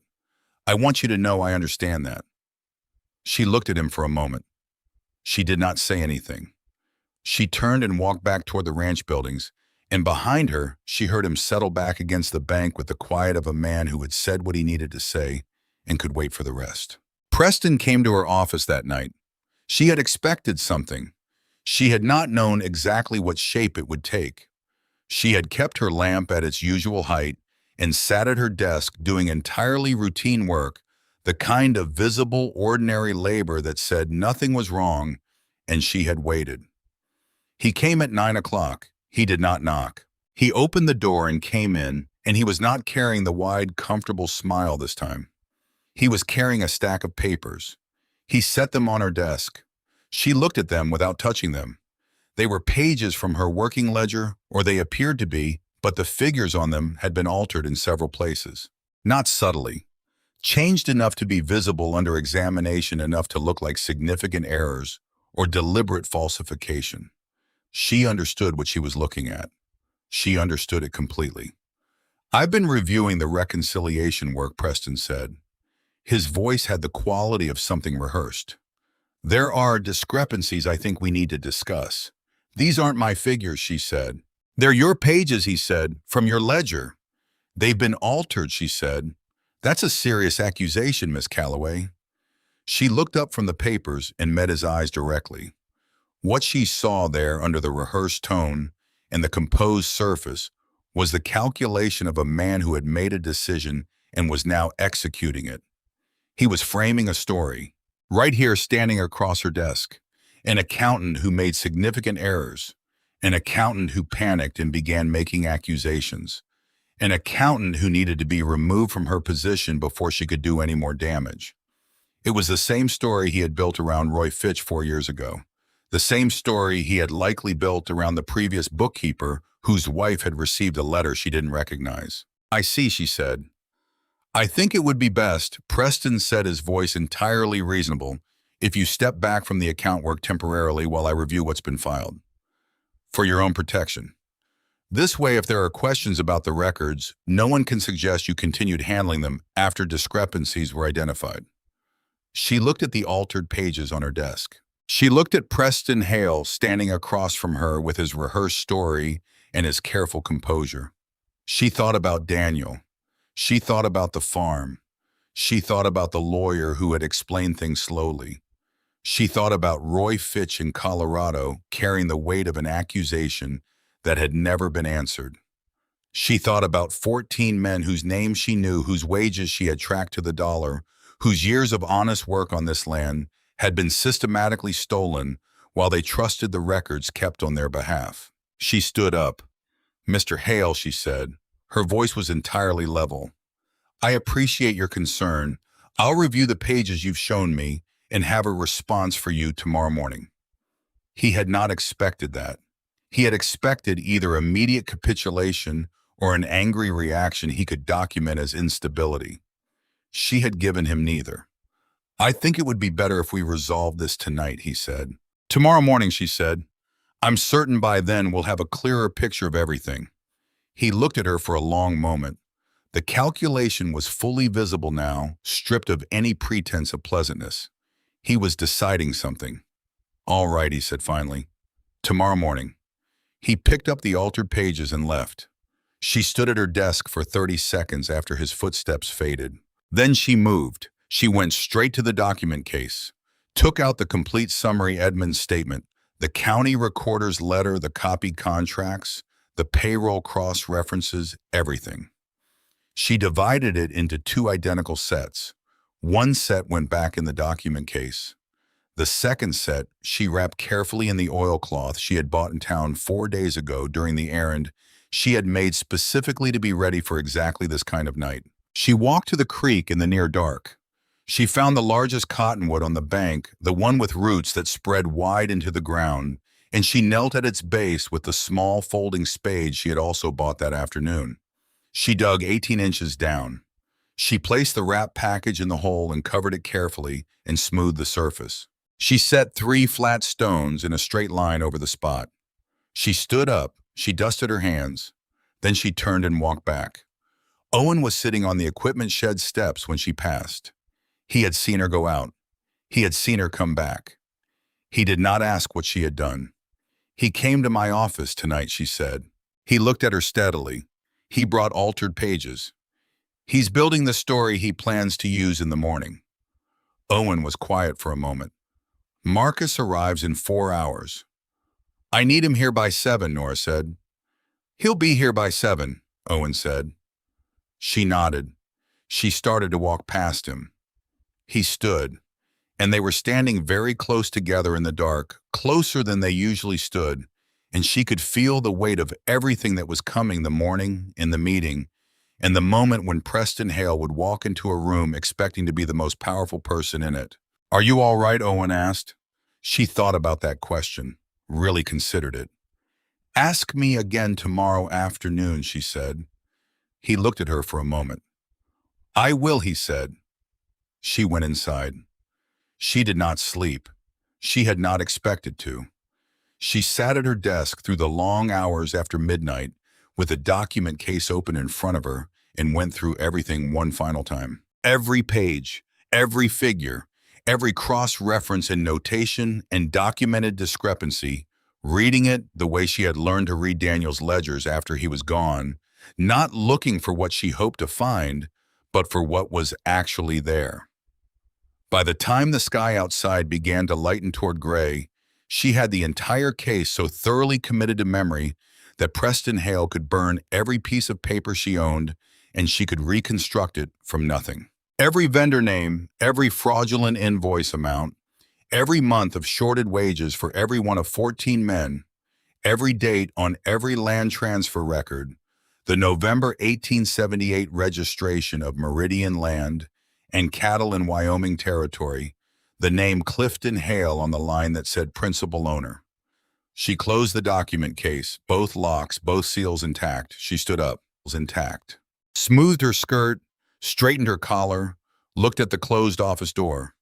On the other side of that door was a ranch that had been stolen from its owner piece by piece for 5 years. On the other side of that door was a man who had placed a note in her ledger and sent someone to walk outside her window in the night and stood across her desk the previous evening with altered pages and a rehearsed story. A man who had decided she was a problem that needed to be resolved before the morning was over. She opened the door and walked out into the early light. Marcus Webb arrived at 6:43 in the morning. She heard the wagon before she saw it, and she was already standing at the window of the office when it came up the drive. The man who climbed down was compact and deliberate in his movements, somewhere past 50, with a leather document case that he held against his side with the particular care of a man who understood the value of what it contained. He had the look of someone who had spent 30 years in rooms where powerful people lied and had stopped being surprised by it a long time ago, which was exactly the kind of lawyer this situation required. Owen met him in the yard. They shook hands briefly, the handshake of men who knew each other well enough to dispense with ceremony. Owen said something. Webb nodded, looked toward the main house, nodded again. Then Owen looked up toward her window. She moved away from it and picked up the document case. They met in the equipment shed at 7, the three of them, because the equipment shed was the one place on Ironwood Ranch where Preston Hale never appeared before 9 in the morning. Owen stood near the door where he could see the drive. Webb sat on a workbench and opened his case with the efficiency of a man working against a clock. Norah laid everything out in front of him. The summary she had been building for 3 weeks complete and organized by category. Edmund Greer's 4-page statement. The county recorder's letter confirming the 2 land transfers that had gone through officially. The copied contracts with Roy Fitch's signature matched by handwriting comparison to Edmund's wagon logs. The payroll cross-references built against Calhoun's 7-year daily log. The note that had been placed in her ledger. The altered ledger pages Preston had brought to her office the previous night. Webb read without speaking. He turned pages without looking up. He spent 4 minutes on Edmund's statement and 6 minutes on the land transfer section, and when he finished, he set everything down and looked at her over the top of his glasses. "You did this in how many days?" he said. 27, Norah said. He looked at Owen. "She did this in 27 days. "I know," Owen said. Webb looked back at the papers. He was quiet for a moment in the way of a man recalibrating something. Then he reached into his own case and laid a document on the workbench beside Norah's summary. Clifton Hale, sole principal, Meridian land and cattle registered in Wyoming Territory. November 1878, he said. He tapped the document. My contact in Cheyenne pulled the original filing. He paused. Preston Hale submitted his letter of application to manage Ironwood Ranch in January of 1879, hired March of the same year. He looked at Norah. This was constructed before Preston ever set foot on this property. She had known it. She had laid out the timeline herself in her notes 3 days ago. But hearing it said plainly by a man who held the official documentation in his hand made it land with the weight of a thing that could no longer be argued about. The 2 parcels that transferred officially, she said. Can they be recovered? Webb nodded once, the firm single nod of a man who had already thought this through. I can file to void both transactions on grounds of fraud and forgery within the week. The legal basis is solid. He glanced at Owen. Clifton Hale's attorney will contact us within 48 hours of receiving the filing, and he will want to settle rather than go to court. How certain are you? Owen said. Webb looked at Norah's documentation. Certain enough, he said. Clifton Hale does not want a Wyoming jury to see this. Nobody who has looked at what this woman assembled would want a jury to see it. And the northern parcel, Norah said. The one with no county transfer on record. Still legally, Owens, Webb said. Whatever money changed hands, the property never left Ironwood Ranch's official registry. That's actually the cleaner of the three situations from a legal standpoint, though. It raises separate questions about what Clifton paid and to whom. Norah folded her hands on the workbench. Preston came to my office last night, she said. He brought pages from my working ledger with figures altered after the fact. He told me I had made errors and suggested I step back from the account work while he reviewed what had been filed. Webb listened to this without visible reaction, the focused attention of a man who had heard this particular type of maneuver before. He's building a story, Webb said. Accountant makes mistakes. Accountant panics and makes accusations to deflect blame. He's done this before, most likely with the previous bookkeeper. He looked at her. He will expect to walk into whatever conversation happens this morning and find either a frightened woman who retreats or an angry one who overreaches. He paused. We give him neither. What do we give him? Norah said. A room full of people he did not know would be there, Webb said. Owen looked at Norah. Sheriff Hardin and his deputy are meeting us at 8. Everett Bain, the circuit judge's clerk, is coming with them. I sent word Thursday night. Thursday night, Norah said. I'd seen enough by Thursday to know we weren't waiting any longer, Owen said. His voice was quiet. And I wasn't willing to let you spend another night in that office alone with what you were carrying. She looked at him. The equipment shed was very still around them. Webb was writing something and appeared to be hearing nothing at all. Edmund, Norah said, we need Edmund in that room. Webb nodded. Every witness present when the documentation is introduced strengthens the evidentiary record. Can you get him there without Preston knowing Norah thought about Edmund in the equipment room the previous afternoon, setting the 4 pages on the hay bale beside her? I'll go to him now, she said, before the house is fully awake. She found Edmund in the small room off the kitchen corridor where he took his breakfast alone each morning. He looked up when she appeared in the doorway, and his face settled quickly into something that was pale, but resolved the face of a man who had made his decision the previous day and intended to hold to it. There are people here this morning, she said quietly. A lawyer, a sheriff, a court clerk. We're meeting in the main room at 8:30. I need you there. His jaw worked once. Preston will be invited at 8:25, she said. He won't know until he walks through the door. Edmund looked at his hands on the table for a moment. Then he pushed his chair back and stood up without another word. She went back to the office and sent a message to Preston through Pete, who carried information without understanding its weight.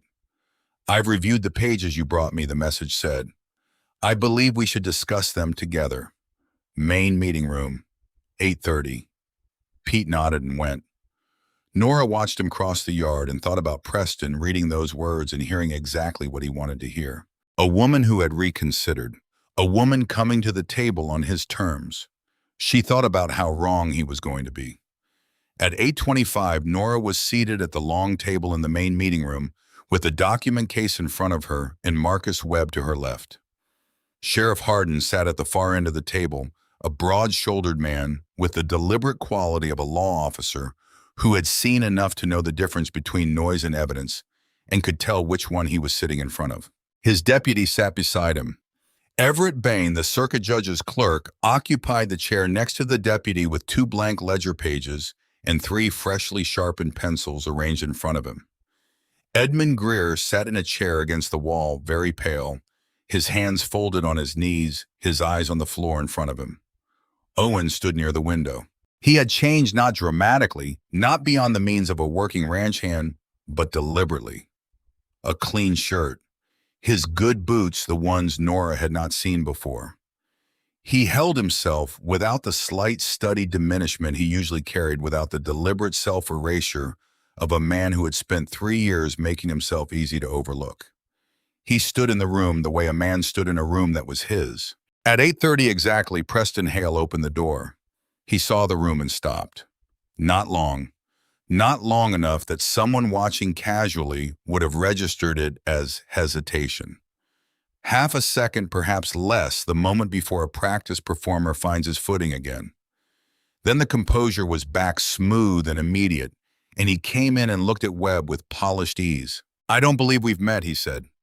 Marcus Webb, attorney representing the interests of Ironwood Ranch. Preston's eyes moved to the sheriff. to Bain with his pencils and blank pages, to Edmund against the wall who did not look up.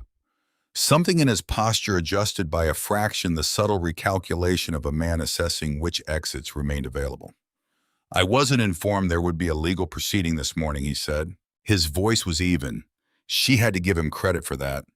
No, Webb agreed pleasantly. "You weren't." Preston's eyes found Norah. She looked back at him and said nothing and did not look away. Then he looked at Owen. Something happened to his face. It was not dramatic. It was not the collapse of a man who had never anticipated consequences. It was subtler than that and more final, the expression of someone who has just understood that the architecture they spent years building has met something it was not designed to withstand. Recognition first. And underneath recognition working its way up through the composed surface, like water working through stone, something that Preston Hale had probably not felt in a very long time. "Owen," he said, carefully. "Morning, Preston," Owen said. The same voice he used every day, the same quiet ease. He did not move from his position at the window. He did not change anything about himself at all. And somehow that unchanging quality, the complete absence of performance in a room full of tension, was the most devastating thing present. "I didn't realize you would be." Preston stopped. Started again. "What is this?" "Please sit down," Webb said. "We have considerable ground to cover." Preston did not sit immediately. He stood in the center of the room, and Norah watched him run through his options with the speed of a man who had always relied on his ability to read a situation and respond faster than it could close around him. She watched him find the same answer at every turn. The room was full. The sheriff was at the table. The woman he had intended to discredit was sitting across from him with a document case and an expression like bedrock. He sat down. "Mr. Hale," Webb said, "my name is Marcus Webb, and I represent the owner of Ironwood Ranch, William Owen Garrett." He gestured toward Owen without theater, who, as you may have gathered, has been present on this property for the past 3 years in a capacity that did not fully disclose his position. Preston looked at Owen. Owen looked back. "You," Preston said. One word. Very flat. "Me," Owen said. A silence stretched across the room, long enough that Everett Bain's pencil, which had been moving steadily, paused. Preston recovered faster than Norah had expected. She watched him locate something beneath the shock, not composure exactly, but a functional substitute for it. His hands came together on the table in front of him, deliberate and controlled. "Whatever you believe you have," he said, and his voice was nearly steady, "I want to remind everyone in this room that I have operated this ranch in complete accordance with the management agreement I signed. Every financial decision I made was within my authorized scope. Any suggestion otherwise is going to require substantial evidence." "Let's talk about the financial decisions," Webb said. He nodded to Norah. She opened the document case. She did not rush.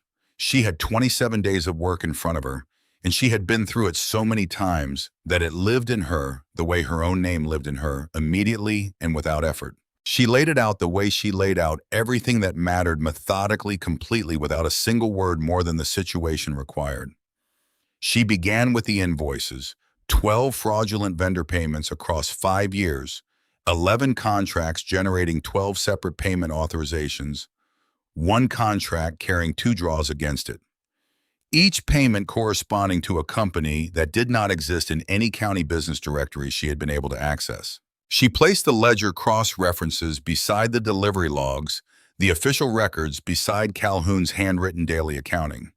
The gap between what the invoices claimed and what the ranch had actually received was not ambiguous. It was not subject to interpretation. It was a number precise to the dollar, documented from 3 independent sources. Everett Bain's pencil moved without stopping. She moved to the payroll records. 14 workers named individually. She read the names aloud because she had told Preston they were personal, and she intended to make that real in the room, to make them present at this table where everything done to them was being accounted for. For each worker, she gave the monthly shortfall in the number of months it had continued.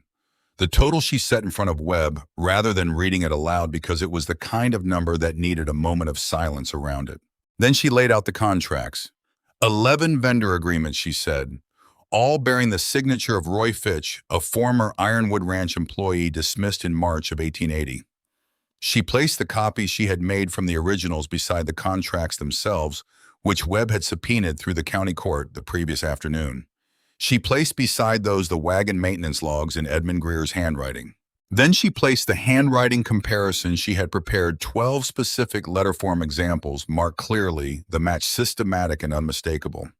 Edmund Greer, she said, wrote Roy Fitch's name on each of these contracts. She looked at Edmund against the wall. Mr. Greer has provided a written statement describing the circumstances under which he was asked to do so. Edmund stood up. His voice when he read from his 4 pages was flat and careful. The voice of a man delivering something he had decided to deliver regardless of what it cost him. He did not look at Preston. Preston looked at him with an expression that Norah could not read precisely, but that had something cold and final at its center. When Edmund finished and sat back down, the room was quiet for a moment. Preston's first interruption came then. The payroll discrepancies, he said, were performance-based deductions applied under my management authority. I had full discretion over compensation adjustments. Norah placed the management agreement in front of him. She had tabbed the relevant section. Find the clause authorizing unilateral wage deductions without written notice to the affected employee, she said. Preston read. The room waited. He set the document down. The vendor contracts, he said, were all reviewed and approved through proper ranch channels. The signatory process was standard administrative practice. Norah nodded once toward Edmund. Edmund read 3 more lines from his statement, the section describing the specific instructions he had received each time. When he finished, Preston looked at him with that cold expression, and Edmund looked at the floor, and neither of them said anything for a moment. Then Preston looked at Norah directly. Those ledger pages I brought to your office last night, he said. You altered them yourself. You changed the figures to make it appear that the discrepancies originated with me. The room was very still. Webb's voice came in cleanly without heat. The pages you brought to Miss Callaway's office. Where are they now? I have them, Preston said. May I see them? A pause. I don't have them with me at this moment. Webb wrote something. For the record, he said Miss Callaway's document case has been under dual lock seal since the 3rd day of her employment at Ironwood Ranch. He looked at Sheriff Hardin. Sheriff, you examined those seals this morning before this meeting began. Both intact, Hardin said. He said it the way he said everything without inflection. The voice of a man who understood that facts did not require emphasis to be facts. The pages you brought to Miss Callaway, Webb continued, were copies of pages from the original ledgers, made after the originals were in her secured custody, with figures altered subsequent to the copying. He paused. We can demonstrate this through direct comparison to the originals, if you'd like to proceed in that direction. Preston said nothing. The land transfers, Norah said. She placed the 3 sets of paperwork side by side. The internal transfer records from the ranch's own files, the county registry confirmation for the 2 parcels that had been officially recorded, and the county registry confirmation showing no transfer at all for the northern parcel, despite internal documentation claiming it had been sold 18 months prior. Meridian Land and Cattle, she said. I was unable to find this company in county records initially. She placed Webb's document from Cheyenne on the table. It is registered in Wyoming territory. November 1878. The sole listed principal is Clifton Hale. She let that sit for 3 full seconds. 4 months before Preston Hale applied to manage Ironwood Ranch, she said. The silence this time was different. It had a different texture, the particular weight of a thing that had just been named clearly for the first time in a room where it could not be taken back. She could feel the moment when Everett Bain's pencil slowed slightly, not stopping, just registering what it was writing. Preston's jaw tightened. His hands still folded on the table, pressed against each other with slightly more force than before. Clifton is my brother, he said. His voice had changed. The smoothness was gone from it, worn through by the accumulated weight of the morning, and what was underneath was flatter and more tired, and almost not quite, but almost something like honesty. The land transactions were investments. I had discretionary authority over ranch assets, and I exercised that authority in good faith for the benefit of the operation. You had discretionary authority over operating expenses under $10,000, Webb said. He set the management agreement on the table open to the relevant page. Land transactions required direct written authorization from the property owner. He paused, which you never sought because the property owner didn't know the transactions were occurring. I built this operation, Preston said. Something had shifted in his voice again. The calculation was retreating, and what was underneath it was more complicated and more real. The genuine bewilderment of a man who had spent years convincing himself that his contributions justified what he had taken, now encountering for the first time the full, plainly stated weight of what he had actually done. When I came to Ironwood, it was half what it is now, he said. The cattle numbers, the supplier relationships, the reputation in this territory. I built that. Owen moved away from the window. He walked to the table and stood before it, and there was nothing threatening in the movement, but there was something in it that was completely final. The movement of a man who has waited a long time for a particular moment and has arrived at it and is not going to let it pass. You did some of that, Owen said. I was here. I watched you do it. I know what you built. He paused. You also took $83,000 over 5 years. You shorted 14 men who worked this land honestly every single month while they were doing it. You transferred 63 acres of ground that my father broke with his own hands to a company your brother set up before you ever walked through Ironwood's gate at prices the two of you agreed on between yourselves. He paused again, and the pause had the weight of everything that had been carried across 3 years. Don't tell me what you built. Don't say that to me in this room. Preston looked at Owen. For a moment, one unguarded and visible moment, the calculation was entirely absent from his face. What was there instead was something Norah had not expected to see. Not remorse exactly, not the clean thing remorse was supposed to be, but the expression of a man hearing the full, unornamented measure of what he had done, said plainly aloud in a room full of witnesses, and finding it larger than he had ever allowed himself to understand it to be. Then it closed over again. I want to speak with my own lawyer, Preston said. That is absolutely your right, Webb said. He was already writing. In the meantime, Sheriff Hardin has matters to discuss with you. Hardin stood. Preston looked around the room one final time. At the sheriff. At Webb. At Bain still writing. At Edmund against the wall, who had found something on the floor in front of him that he appeared to find very important. At Norah. He held her gaze for a moment. Miss Callaway, he said. His voice was different now. Not the smooth, managed voice, not the warning voice from the corridor, not the rehearsed voice of the previous evening. Just a voice. You have to understand that none of this was personal. She looked at him.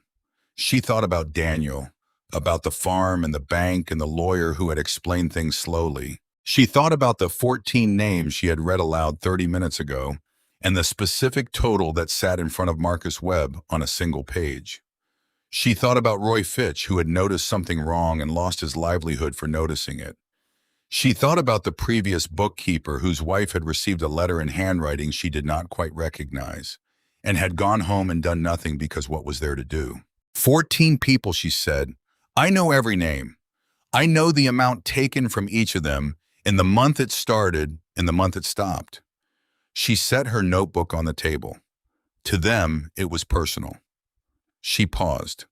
I arrived at Ironwood Ranch with $14 in a borrowed suitcase. You need me to believe this was not personal. Preston left the room between Hardin and the deputy, and the door closed behind them, and the room was quiet. Edmund Greer made a sound. Just once. Not a word.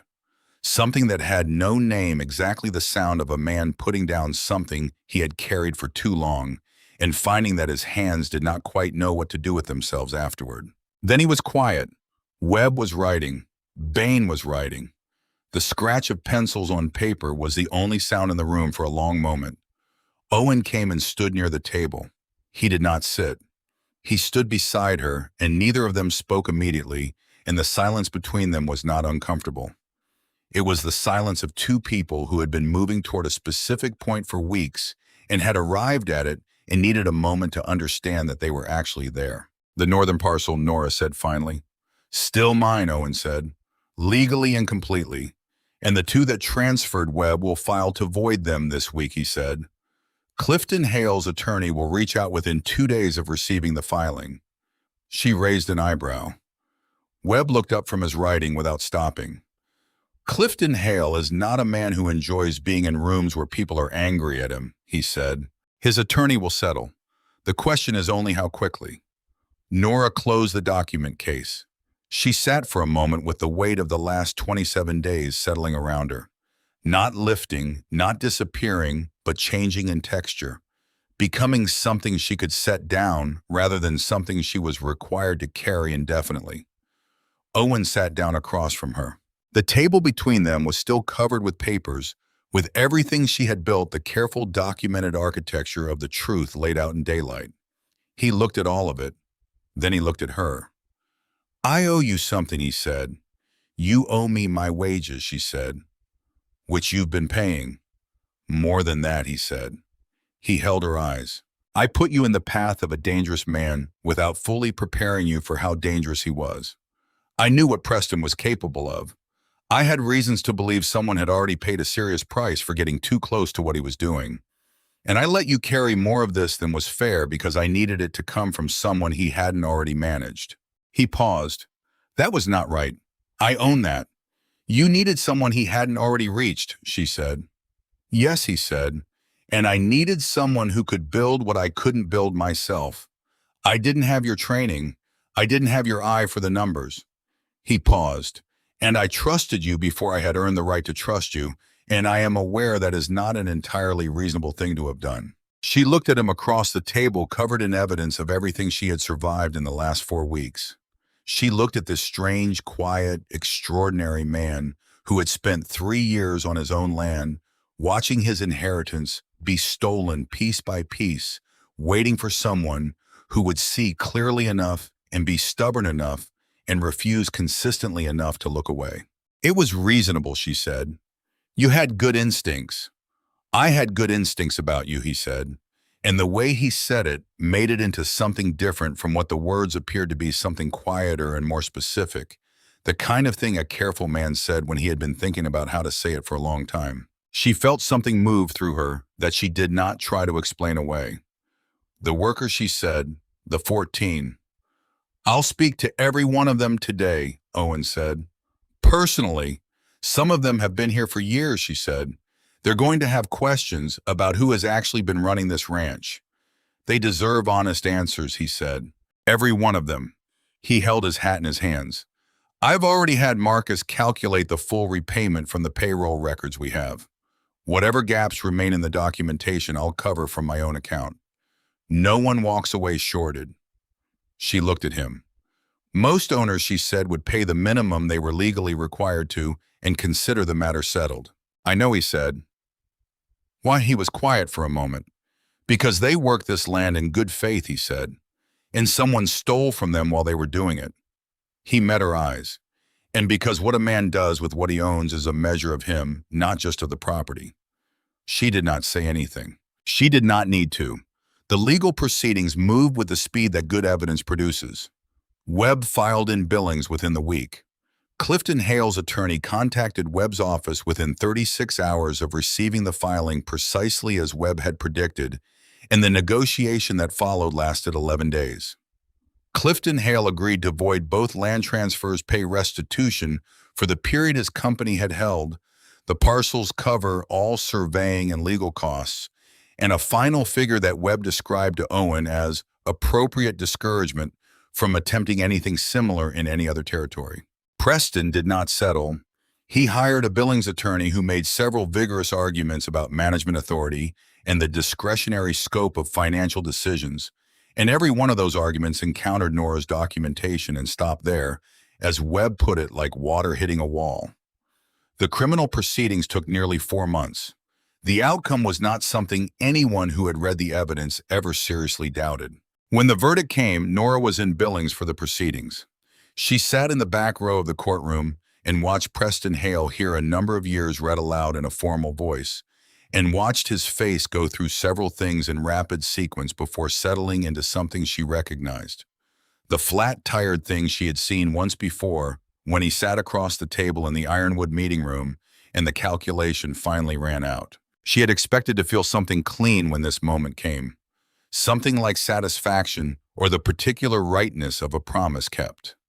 What she actually felt was tired, a deep, honest tiredness that had nothing to do with sleep. And underneath the tiredness, something quieter and more durable. Something that had to do with Daniel and the bank and the $14 and all the years of carrying the right thing alone in rooms where the wrong thing held all the power and wore all the good clothes and spoke in the reasonable voice of men who had never once been held accountable for anything. She had not waited for permission. She had not waited for someone to tell her she was allowed. She took the late wagon back to Ironwood Ranch. Owen was at the creek when she arrived. The evening light was coming down long and gold across the water, the particular light of open Wyoming country that fell without obstruction and made everything it touched look like it had always been exactly where it was. She came through the cottonwoods, and he was there, boots beside him on the bank hat on the ground, and he looked up when he heard her footsteps, and the thing that moved across his face when he saw her was immediate and completely unguarded. "Verdict," he said. "Guilty," she said. "On all counts." He nodded, not triumphant, not relieved in any performed way. Simply settled the way a man looked when something that had been wrong for a long time was finally right, and the world could resume its ordinary turning. She sat beside him. They were quiet for a while. The creek ran low and steady the way it had on every evening she had come here, the way it had been running since before either of them existed the way it would run long after. "I've been thinking," Owen said. "About what?" He looked at the water. "About the fact that you came to this ranch 27 days into a job you took because you had $14 in a borrowed suitcase." He said it quietly without theater. "And in the time since then, you rebuilt the accounts of this property, documented 5 years of systematic fraud, recovered 63 acres of land, obtained full restitution for 14 men whose wages were stolen, and put a man in front of a criminal court in Billings." She waited. "You've been paid an accountant's wages for all of it," he said. "I've been paid fairly," she said. "You've been paid for accounting," he said. "Not for what the rest of it actually was." He turned toward her. "I want to change that. I want you to stay on at Ironwood Ranch. Not as the accountant. Not only as the accountant." He held her eyes. "I want you to be a part of this place in a way that reflects what you've actually contributed to it. A formal partnership, a documented stake, your name on the deed alongside mine." She had not expected that word. Deed, the specific permanence of it. "I've spoken with Marcus," Owen said. "He can structure it within the month. A percentage of the operation legally documented your name on every relevant instrument." He paused. "I'm not asking you to make a decision about anything else. I'm saying this ranch is better with you in a way that has nothing to do with what I feel when I see you come through those trees." She looked at him. "You're separating the two things," she said. "I'm trying to," he said, "because I don't want you to say yes to one because of the other, or no to one because of the other." She turned and looked at the creek. She thought about what it meant to be offered something she had earned. Not given as charity, not granted as a favor, not extended with the particular condescension of someone who believed they were doing her a kindness. Offered because someone had looked at what she had done and said plainly, "This is your value, and I intend to recognize it in writing." She thought about the $14. She thought about the lawyer in Billings who had explained things slowly. She thought about 27 days of carrying the truth in a document case with a false bottom she had built herself working by lamplight after supper, walking fence lines before breakfast, sitting on the floor of a man's private quarters, copying contracts by hand while her hands did not quite shake. She thought about what Daniel would have said. She let herself think it fully and honestly because he had been a good man and he deserved to be thought of honestly. And then she set it aside because the man sitting beside her was not Daniel, and she was not the woman she had been before Daniel died, and the thought that mattered now was her own. I want to see the partnership structure in writing before I agree to anything, she said. Owen was quiet for a moment. That's entirely reasonable, he said. I'll have changes, she said. I'd be concerned if you didn't, he said. She looked at him. And the other thing, she said, the thing that isn't the partnership. He looked back at her. I am not a simple woman, she said. I need you to understand that clearly. I have opinions and I keep my own records, and I will tell you when I think you're wrong, and I will not stop doing that because it becomes inconvenient. I know that, he said. You say that now, she said. Norah, he said. His voice was quiet and entirely certain in the way it was certain about things that mattered to him. I spent 3 years on my own ranch pretending to be a hired hand because I needed to know whether the people around me were telling me the truth. He held her eyes.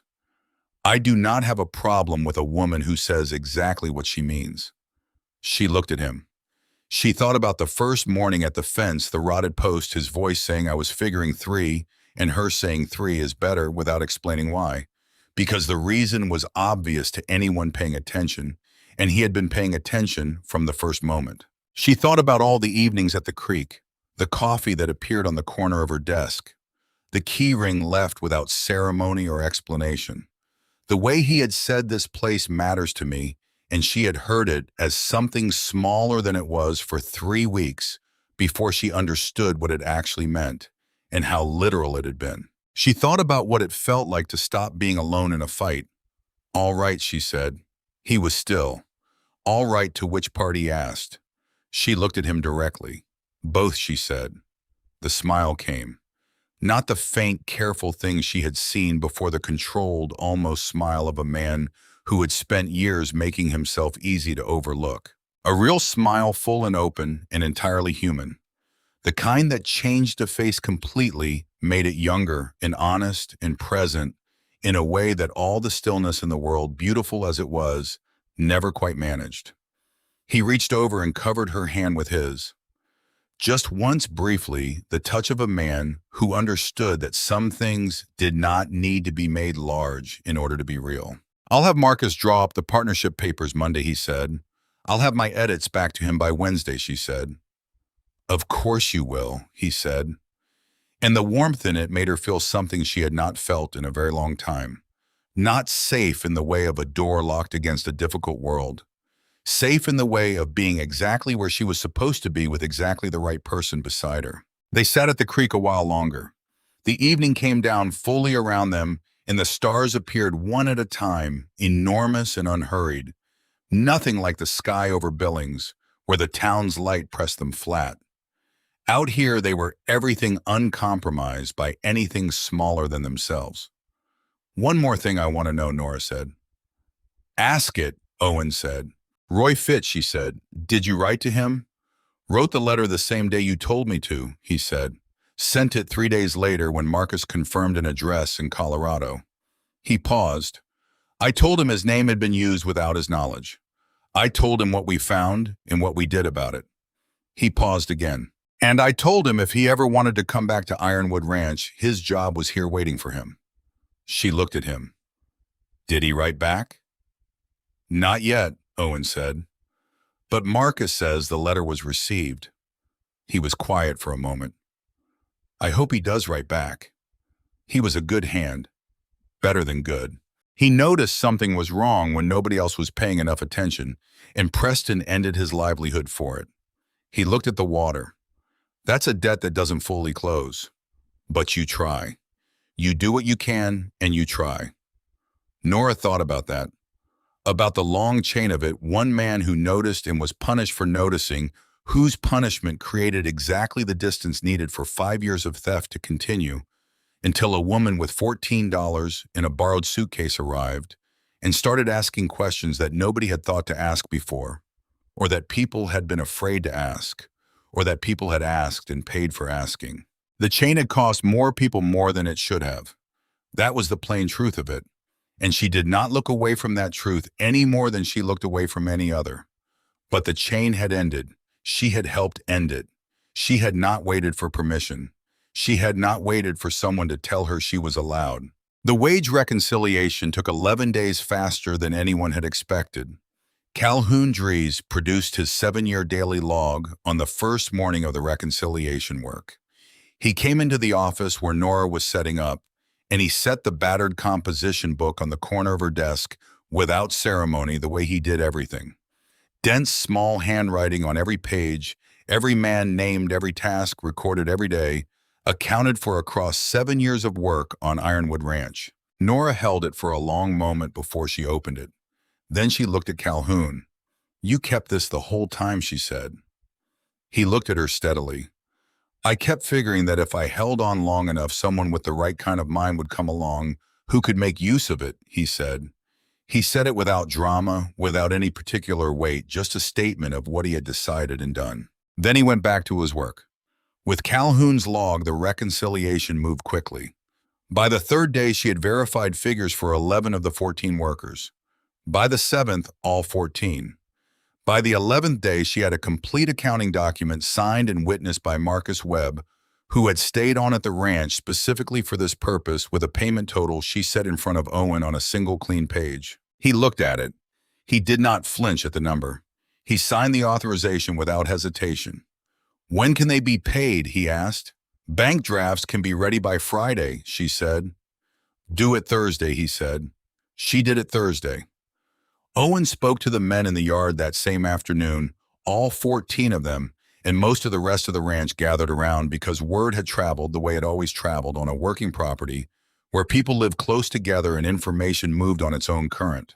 He stood in front of them without ceremony, without prepared remarks, without Webb beside him or any piece of paper in his hand. Just a man standing on his own ground in front of the people who had been working it. "Most of you know by now who I am," he said. "And most of you know what was taken from you. I'm here to tell you that I know it too. I know the amount. I know the years." He paused. "I'm not going to stand here and tell you I didn't know something was wrong, because the truth is I suspected. I suspected, and I chose to be careful rather than fast. And while I was being careful, men who work this land honestly were being shorted every month." He paused. "That is on me. I own that." The yard was completely quiet. Callaway, the longest-serving hand after Calhoun, who had the face of a man who had spent years learning not to show what he felt, said, "You're paying it back." "All of it," Owen said. "To the dollar." Callaway was quiet for a moment. Then he said, "Then we're square." It was not forgiveness, and it was not the erasure of what had happened. It was the particular pragmatic grace of working people who understood that what mattered was not the sentiment, but the action, and who had enough experience of the world to know that action was considerably rarer than sentiment, and that when it came, you recognized it, and you called things what they were. It was enough. Norah watched from the edge of the yard and felt something settle in her chest that had been unsettled for a long time. Something that had nothing to do with the case or the numbers or the documents, and everything to do with the way 14 men stood a little differently in the afternoon light when they understood that what was owed to them was going to be paid. Some weeks later, when the story of what had happened at Ironwood Ranch had traveled through the territory, the way stories traveled, carried by wagon drivers and supply men and county officials and hands who moved between properties and took their conversations with them. People told it in different ways, depending on who was telling it and what they thought the point of it was. Some told it as the story of the owner who had outmaneuvered everyone, the man who had worked his own land in disguise until exactly the right moment. Some told it as the story of the accountant, the widow, with $14, who had walked into a working fraud and documented her way through it without once flinching. Some told it as a love story, which it was, though not the kind that could be contained in a simple telling or reduced to any single version of itself. Calhoun Dries, when people asked him, told it the way he told everything plainly and without decoration in as few words as the thing required. Place needed someone to tell the truth, he said. She told it. That's all. That was most of it. That was the heart of it. The thing underneath all the ledger books and forged contracts and creekside conversations in a document case with a false bottom built from cardboard in a steady hand. The place needed the truth told. And Norah Callaway had walked in with $14 in a borrowed suitcase and told it not because she had been hired to, not because the circumstances were comfortable or the risks were small, or because anyone had given her permission or told her she was allowed. She had done it because she was the kind of woman who could not look away from a wrong number. Because she had learned from Daniel that the truth lived in the numbers, and she had learned from losing him that the truth did not stop existing simply because no one in the room was willing to say it out loud. Someone had to say it. She had been that someone. She would be again. She had sat down at a desk covered in dishonest paper with a pen in her hand, and she had kept going. Ironwood Ranch stood on the Wyoming plain for decades after that summer, and the people who worked it were paid what they were owed, and the accounts were kept honestly, and every record was documented in a clear hand and cross-referenced against at least 2 independent sources, because that was how the woman who kept the books had always done it, and no one who worked there ever suggested doing it any other way. Some things, once you have had them done right, you do not settle for less. Norah Callaway had known that since the day she stood beside her husband's grave and made herself a promise with no witnesses and no ceremony. She had kept it. Every single day from that morning to this one, she had kept it. And the quiet man who had stood beside a rotted fence post on a July morning and known immediately, completely, and without reservation, that the woman who told him to dig 3 feet down was exactly the person he had been waiting for, that man had kept his promises too. To the ranch, to the workers, to the truth, and to her. Ironwood Ranch, the most honest spread in Wyoming territory. It had turned out that was worth more than all the rest.